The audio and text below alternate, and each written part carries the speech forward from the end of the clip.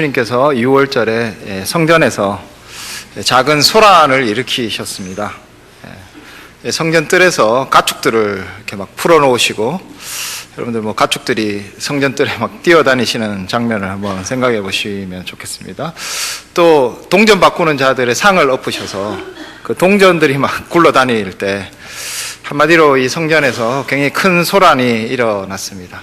근데 이 성전에서 이런 일을 할 수 있는 사람은 보통의 사람이 아니었기 때문에 많은 사람들이 과연 성전에서 이런 일을 한 사람이 누구인가에 대해서, 또 과감히 이런 일을 하고 있는 이 존재가 과연 어떤 존재인가에 대한 관심이 일어나기 시작했던 것 같습니다. 그래서 이 니고데모라는 사람도 예수라는 분을 상당히 의미 있는, 성전에서 굉장히 상징적인 일을 하신 분으로 생각하고 이야기 나누기에 좋은 저녁 시간을 택해서 예수님을 찾아왔습니다. 이 니고데모라는 사람은 우리가 잘 아는 것처럼 바리새인입니다. 그리고 예수님께서도 니고데모에게 3장 10절 말씀해 보면은 네가 유대인의 선생이다, 랍비다, 이렇게 말씀하고 계십니다. 한마디로 이 바리새인이고 서기관인 니고데모가 예수님을 찾아옵니다. 어떤 질문을 가지고 예수님을 찾아왔을까요? 어떤 이유로 니고데모라는 이 인물이 예수님을 찾아왔을까라는 것을 한번 먼저 생각해 보면 좋을 것 같습니다. 바리새인은 구약 성경에는 등장하지 않는 사람들입니다. 이스라엘 백성들이 바벨론 포로에서 돌아왔을 때 그 지도자들을 중심으로 다시 한번 하나님의 백성을 재건하려는 그런 노력을 했을 때 중요하게 생각한 것이 모세의 율법을 우리가 열심히 한번 지켜보자.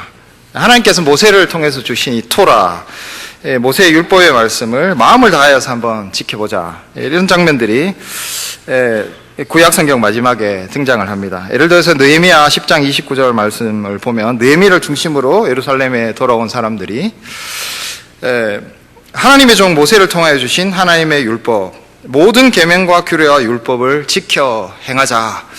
굉장히 중요한 마음의 결심을 합니다. 그때부터 이 율법을 어떻게 하면 잘 지킬 수 있을까라는 사람들이 이제 생겨나기 시작했는데, 율법을 잘 지키기 위해서 이분들이 고민한 것이, 이 율법을 잘 지키고 어기지 않기 위해서 율법 자체보다 조금 더 넓은 범위의 규례를 정해놓으면 아예 이 율법을 안 지키는 일이, 그런 가능성이 사라질 거라고 생각을 한 것입니다.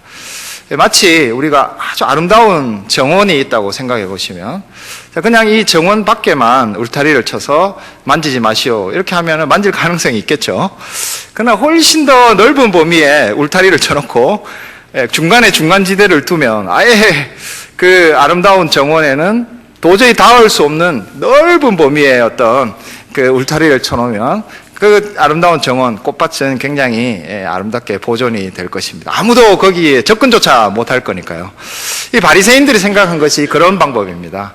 율법이 굉장히 중요하고 지켜야 되고 어기지 말아야 되는데, 그것을 어길 가능성을 아예 좀 차단해보자, 그런 생각을 하기 시작해서 그 어길 가능성을 차단할 수 있는 많은 규례들을 만들기 시작한 것입니다. 예수님께서 마태복음 12장 말씀 같은 데 보면 밀밭길을 지나시다가 이삭을 이렇게 좀 잘라 먹었다. 그래서 바리새인들이 뭐라고 비난하느냐 하면 당신이 안식일을 어겼다, 이렇게 말합니다. 무슨 문제가 될까요? 어디까지가 추수인가? 이게 좀 어려운 문제지 않습니까? 그죠? 낫을 들고 꼭 추수를 한 것이 추수인가?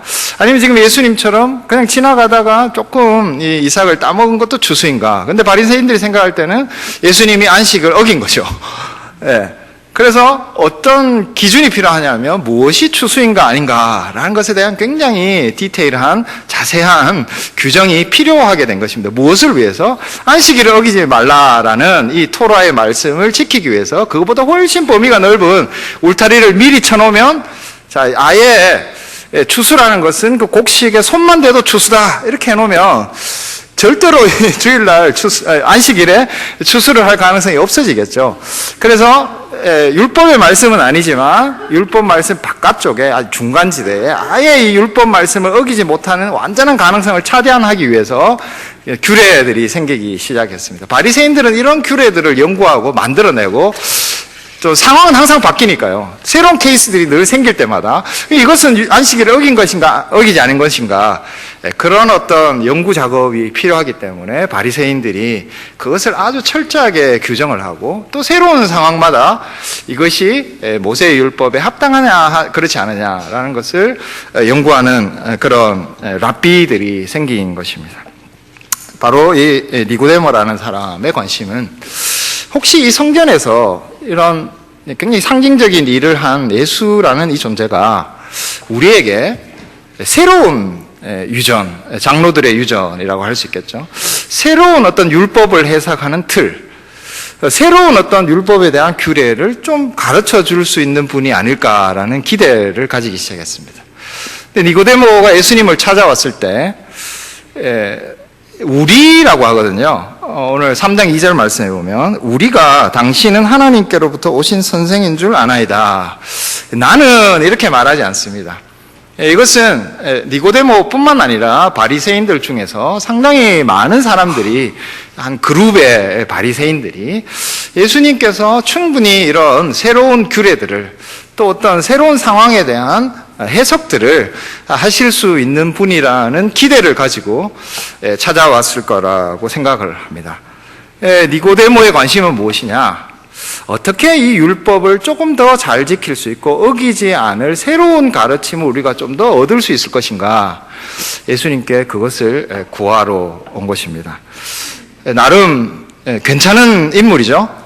왜냐하면 바리새인들 중에서 찾아오는 사람이 없었고 또 예수님께서 이런 성전에서 일을 일으키셨지만 그것에 대한 어떤 관심을 가지고 예수님을 찾아오는 사람은 사실상 그렇게 많지 않았던 것 같습니다. 그러나 이 니고데모라는 사람은 그런 어떤 예수님에 대한 관심도 있었고 또 하나님 나라에 대한 어떤 의미 있는 마음도 있었고 또 실제로 이렇게 찾아와서 어떻게 보면은 자기보다 이렇게 비천하게 보이는 예수님에게 그 방문을 해서 어떤 가르침을 듣고자 하는 굉장히 괜찮은 어떤 사람이었습니다. 제 같으면은 잘 찾아왔다. 내가 조금 더 이런 새로운 가르침을 주고 싶다. 이렇게 대답했을 것 같아요. 그러나 예수님의 대답은 굉장히 다른 것이었습니다.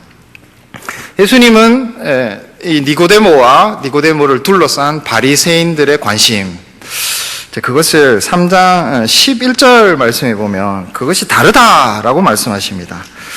우리는 아는 것을 말하고 본 것을 증언하노라. 그러나 너희가 우리의 증언을 받지 않는다. 이렇게 우리와 너희 이렇게 대비를 시키십니다.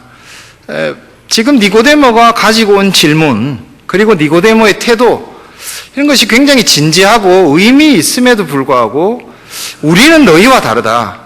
이렇게 아주 선을 그어버리십니다. 한마디로 예수님께서 던지시는 질문은 또 대답은 이것입니다.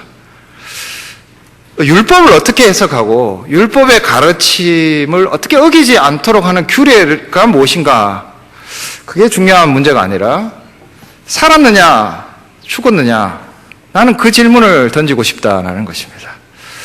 조금 더 직접적으로 이야기하자면 니고데모 너 참 괜찮은 사람이고 바리새인이기 때문에 율법을 따라서 살려고 하는 열심이 있고 규례 좀 더 새로운 규례를 찾으려는 진지함이 있다. 그러나 내가 질문하는 것은 너는 죽었다는 것이다는 것이죠. 정말 살아있는 생명이 있느냐 없느냐가 중요한 것이지 이 율법에 관련된 일들에 관심을 가지고 태도가 진지한 그리고 율법을 어떻게 해석할 것이고 새로운 가르침이 무엇인가라는 니고데모의 이 질문은 의미 있긴 하지만 그러나 예수님께서 지금 던지고 하는 질문, 대답과 거리가 분명히 대조가 있다는 것입니다. 예수님께서 우리에게도 이 질문을 하시지 않나 합니다. 우리는 이런 것을 하면 신앙생활이다. 주일날 교회에 출석하고 또 헌금을 하고 그리고 어떤 봉사를 하고 있고 또 누구를 가르치고 있고 교회 안에서 훈련을 순서대로 잘 받고 있고 또 내가 어떤 직분에 이르고 그런 신앙생활을 한다고 생각할 수 있는 많은 형식들을 가지고 있습니다. 내가 그것을 잘 하고 있으면 어느 정도 하나님 안에서의 신앙생활을 유지해가고 있구나라고 생각할 수 있는 많은 부분이 있다는 거죠. 또 때로는 우리는 하나님께 나와서 어떻게 이런 일을 좀 잘할 수 있습니까? 그렇게 질문을 할 수도 있습니다. 그런 우리에게 예수님이 묻는 질문은 네가 살았느냐 죽었느냐 이 질문을 하시는 것입니다.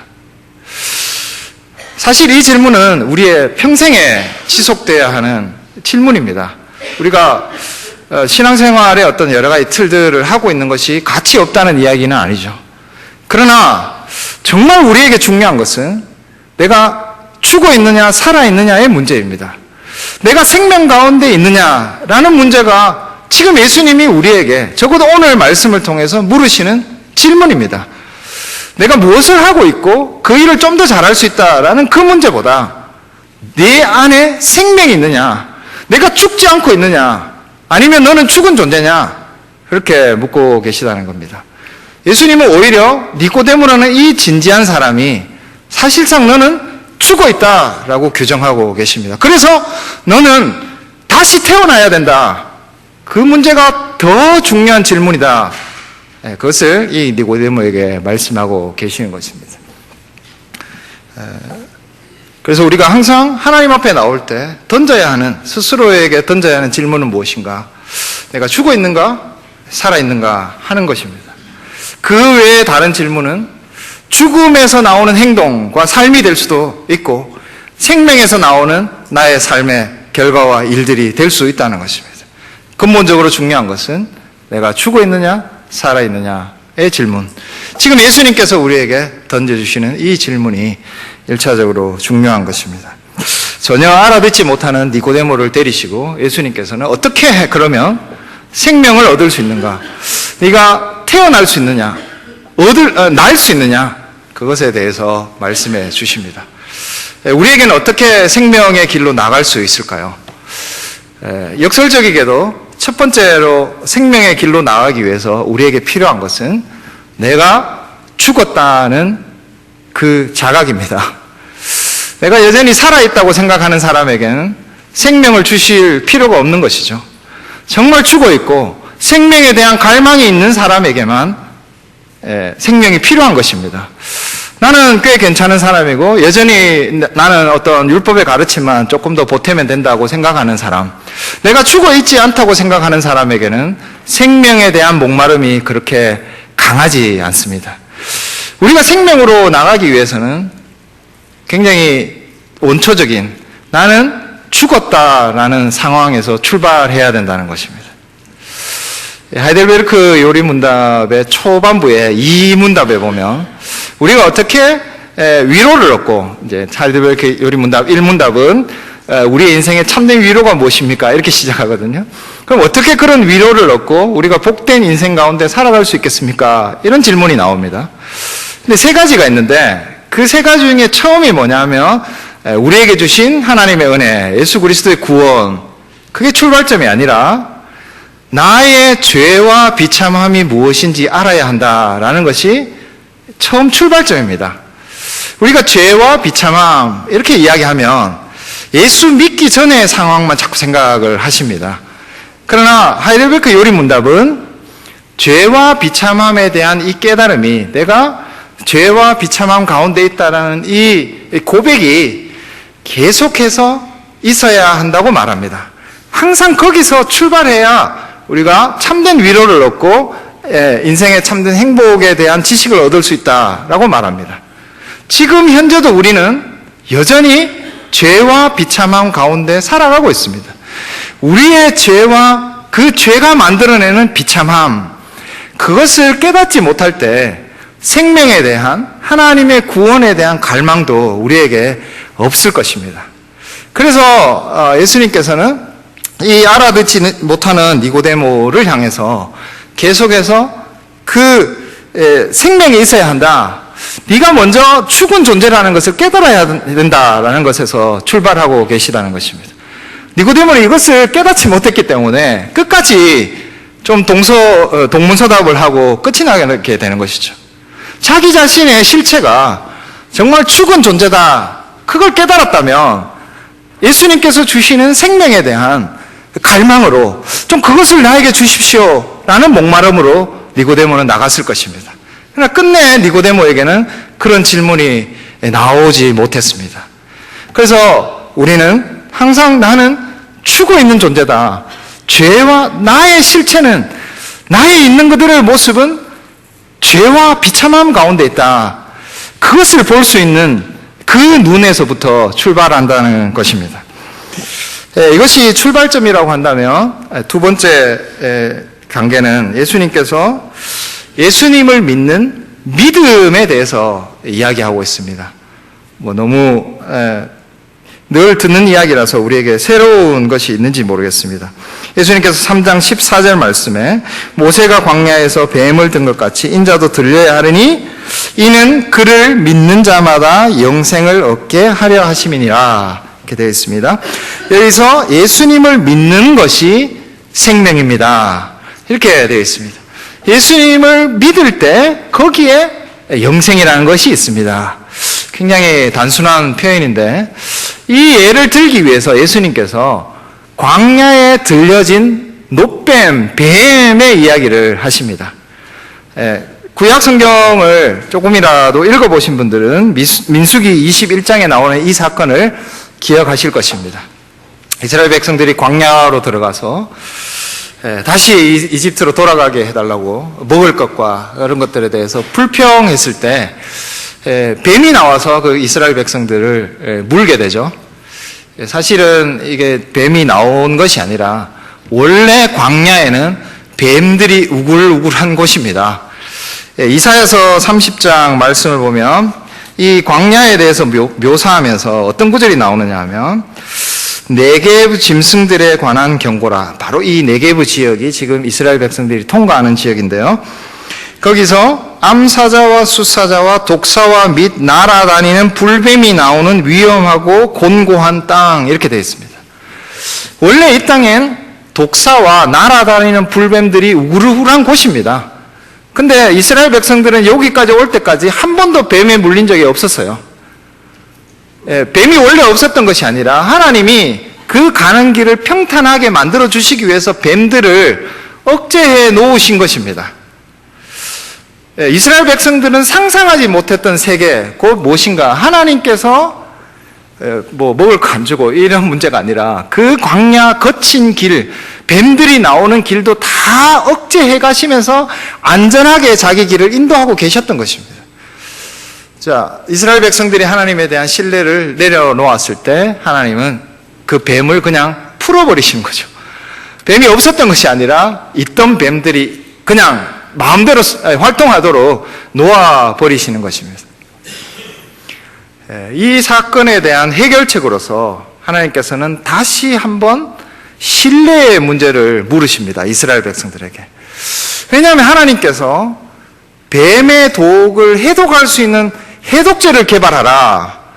혹은 지금 몸에 퍼져 있는 독이 있는데 그 독을 빼낼 수 있는 어떤 방법을 한번 연구해봐라. 내가 그런 방법을 주겠다. 이런 합리적인 방법이 아니라 그 뱀을 높이 매달고 그 뱀을 보는 사람이 치료를 받는다, 나음을 받는다는 굉장히 합리적이지 않은 좀 무식한 방법을 내어놓으시고 이스라엘 백성들에게 제시하신 것입니다.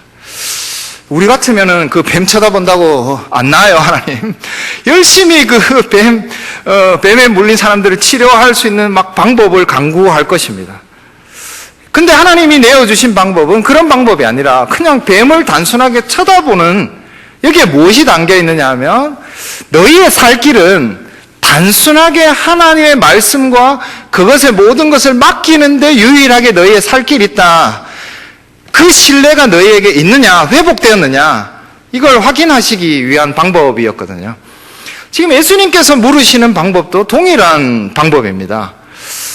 예수님을 우리의 삶의 유일한 생명의 소망으로 바라보느냐, 아니면 우리가 생각하는 여러 가지 행복과 가치 있는 길을 붙들고 살 것인가?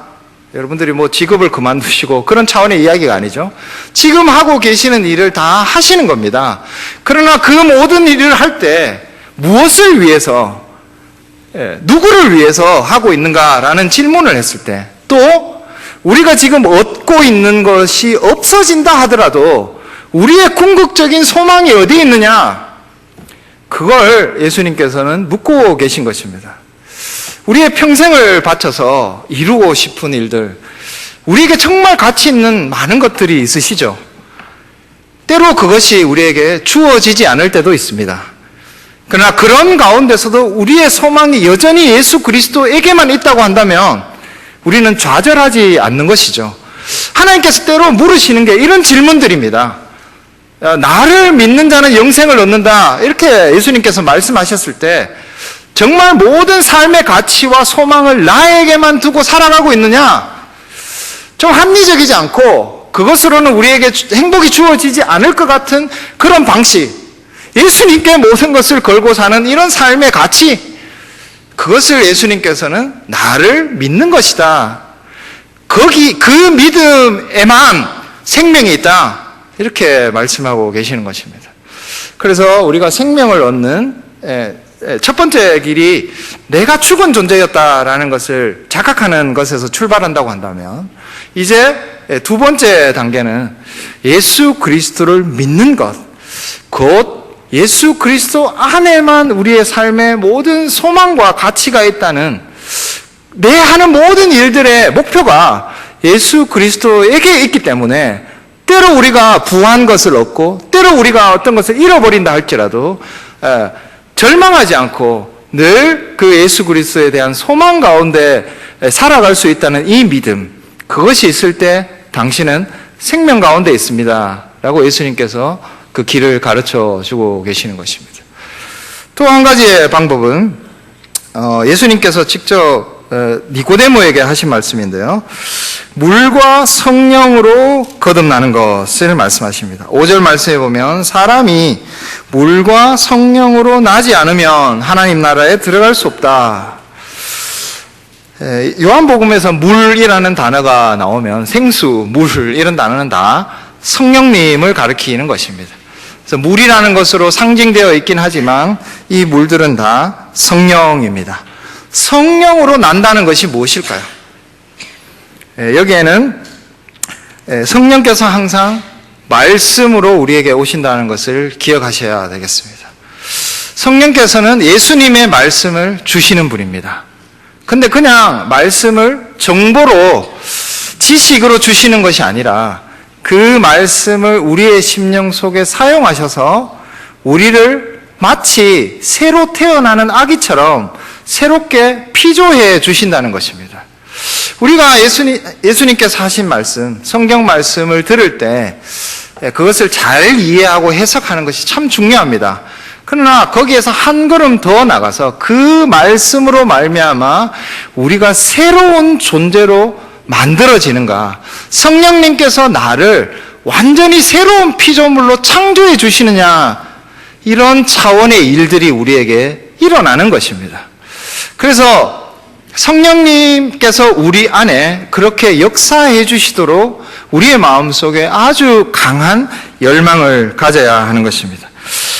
고린도전서 4장 15절 말씀에 보면 바울이 이렇게 이야기한 것이 있습니다.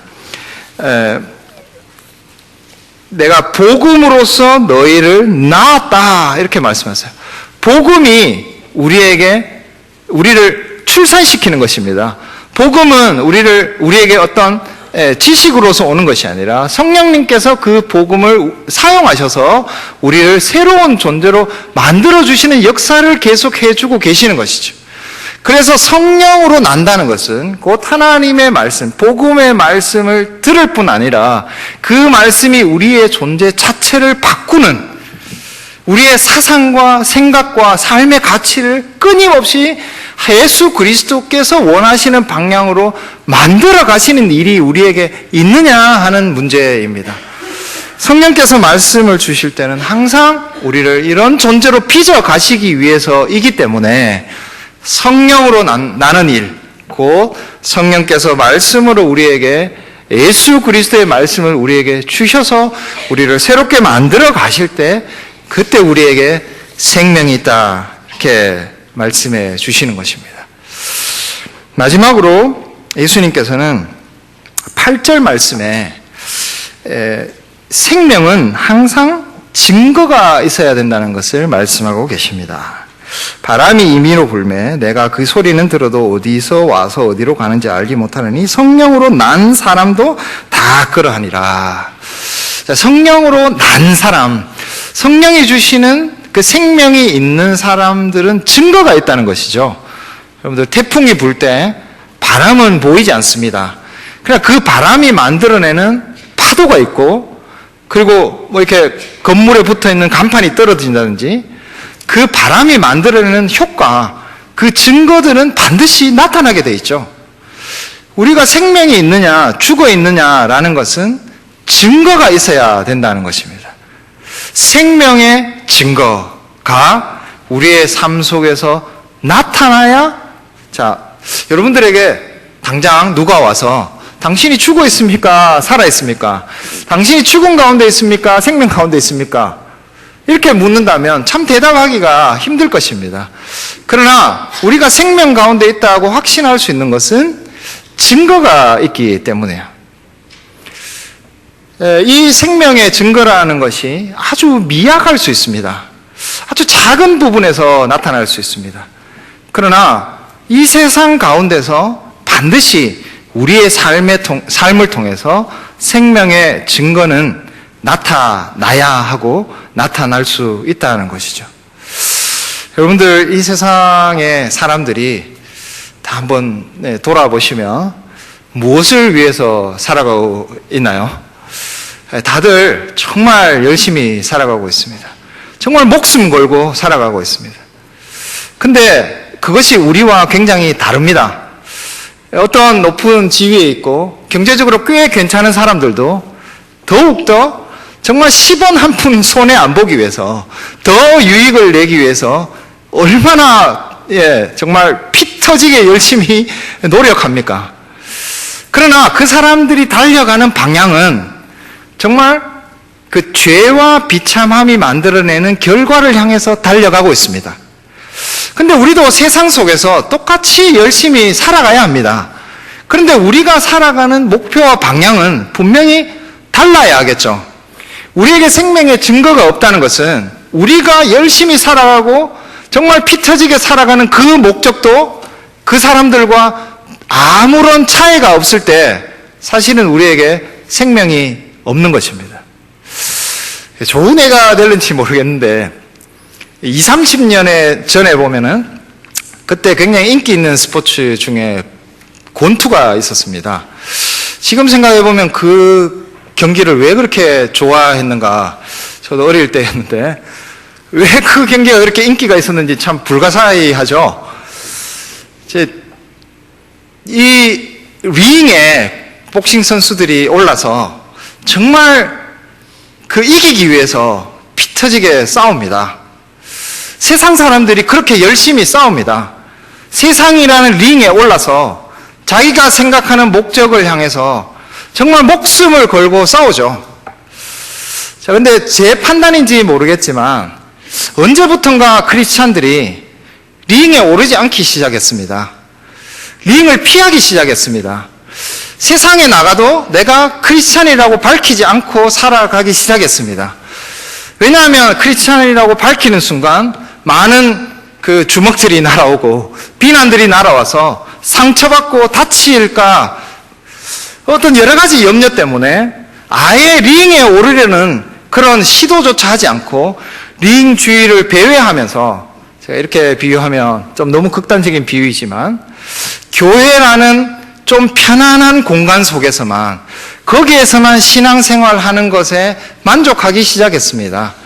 링에 올라서 전혀 다른 목적을 향해서 살아가는 세상 속에서 좀 상처받고 힘들면서 부상을 당하면서 예수 그리스도와 하나님 나라라는 목적을 향해서 싸우는 것을 피하기 시작했다는 것입니다. 그러나 생명은 세상 속에서 증거가 나타나야 합니다. 우리의 눈에는 잘 보이지 않지만 이 세상은 죄와 비참함으로 가득 덮여 있습니다. 죄와 비참함이 만들어내는 삶의 목적을 위해서 미친 듯이 달려가고 있습니다. 그것이 만들어내는 어떤 이익, 그게 아무리 작은 거라도 때로는 사람의 생명을 위협해서까지라도 그 이익을 얻기 위해서 정말 피 터지게 싸우고 있습니다. 링에 올라서 이 세상에서 뭔가를 얻기 위해서 생명을 다해서 싸우고 있습니다. 근데 우리는 하나님 나라와 이 생명의 증거를 그런 세상 속에서 나타내야 한다는 것입니다. 진정한 우리의 생명에 있음의 증거는 어디에서 드러나야 하는가? 이 교회 안에서가 아니라 여기서도 당연히 나타나야 되겠죠. 그러나 세상이라는 링에 올라서도 우리가 힘들고 다치는 그 현장 속에서도 우리가 가진 가치, 생명이 드러내는 증거, 하나님 나라라는 이 목표, 그것을 위해 과감하게 싸울 수 있는 이 선수들이 필요하다는 것입니다. 그래서 성령의 증거는, 생명의 증거는 세상 속에서 더 뚜렷하게 반드시 나타나야 한다는 것이죠. 바람이 보이지 않지만 그러나 그 바람이 만들어내는 결과가 반드시 있어야 하듯이 우리가 생명 가운데 있다고 한다면, 예수 그리스도를 믿는 믿음이 있다고 한다면 그 생명은 반드시 증거되어져야 하는 것입니다. 오늘 말씀은 굉장히 예수님의 모습의 대조적인 모습을 보여주는데, 왜냐하면 예수님께서 요한복음 2장 24절 말씀에 보면, 사람들이 표적을 보고 예수님을 찾아왔을 때 예수님이 이렇게 이야기합니다. 예수는 그의 몸을 그들에게 의탁하지 아니하셨으니 이는 친히 모든 사람을 아심이요, 이렇게 되어 있습니다. 예수님은 그의 몸을 이 표적을 믿는 그들에게 맡기지 않으셨다, 이렇게 말씀하고 계십니다. 그런데 이렇게 이야기한 것과는 매우 대조적으로 참 이 니고데모라는 인물, 우리 눈으로 봤을 때는 되게 좀 영적인 눈이 전혀 뜨이지 않고 자기 세계에 빠져 있고 자기가 질문하는 것이 중요하다고 생각해서 예수님께서 말씀하시는 이 말씀을 전혀 못 알아듣고 있는 이 니고데모에게 안타깝지만 예수님이 계속 말씀하고 계세요. 저 같으면은, 야, 이거 말귀 못 알아듣는구나, 그냥 가라 집에, 이렇게 하고 싶은 니고데모를 데리시고 계속 긴 말씀을 하고 계세요. 생명에 대해서 말씀하고 계세요. 자, 예수님께서 어떤 말씀을 하실 때는 자기를 의탁하시는 것입니다. 예수님 뭐가 부족해서 신뢰하고 맡기시는 것이 아니라 예수님은 충분히 스스로 만족하신 분이십니다. 그러나 그런 예수님께서, 정말 답답할 것이 없는 예수님께서 니고데모를 붙들고 계속 말씀을 의탁하고 계신 것이에요. 그 말씀을 통해서 자기를 그 니고데모에게 맡기고 계신 것이에요. 여러분들 성경의 공관복음을 읽어보시면 항상 그 공관복음 마지막에 예수님의 부활 이후의 장면을 묘사한 장면들이 나옵니다.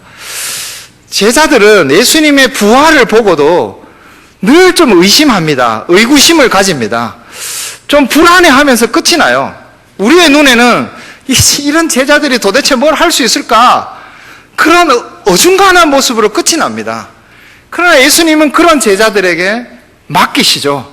자기의 일도 맡기시고 말씀도 맡기시고 자기를 의탁하십니다. 정말 부족한, 어떻게 보면 죽어있는 우리에게도 예수님이 계속 이 일을 하십니다. 우리에게 말씀을 맡기시고 자기를 맡기시고 자기의 일을 맡기십니다. 자기의 생명을 우리에게 계속 주셔서 우리로 하여금 생명의 증거를 나타내는 그런 백성이 되게 하기 위해서 포기하지 않고 그냥 가라 이렇게 하시지 않고 계속 말씀을 주시는 거죠. 자기를 의탁하시는 것이죠. 우리가 말씀을 들을 때 예수님의 이 안타까움을 같이 받았으면 좋겠습니다. 부족하지만 성령으로 말미암아 우리를 새로운 존재로 만드셔서 그 말씀대로 살아가는 그 생명의 증거를 드러내는 하나님의 백성들이 이 땅 위에 존재하시도록 하시기 위해서 자기를 의탁하시는 예수님의 사역은 계속되고 있는 것입니다. 여기에 모인 우리 모두에게도 그런 예수님의 사역이 계속되고 있기 때문에 우리의 소망도 그렇게 안타깝게 우리를 찾으시고 계속해서 말씀을 주시는, 계속 말씀하고 계시면서 자기를 의탁하시는 그런 예수님의 말씀에 우리의 마음도 함께 했으면 참 좋겠습니다. 그래서 우리에게도 생명의 증거가 이 죄와 비참한 가운데 있는 세상 가운데서 정말 작고 미약하지만 우리 한 사람 한 사람을 통해서 이 죄와 비참함 때문에 신음하고 있는 세상 가운데 생명의 작은 시냇물들이 흘러갔으면 참 좋겠다. 그것이 우리 주님의 바람이고 우리 모두의 바람이 되기를 간절히 소원합니다. 기도하겠습니다.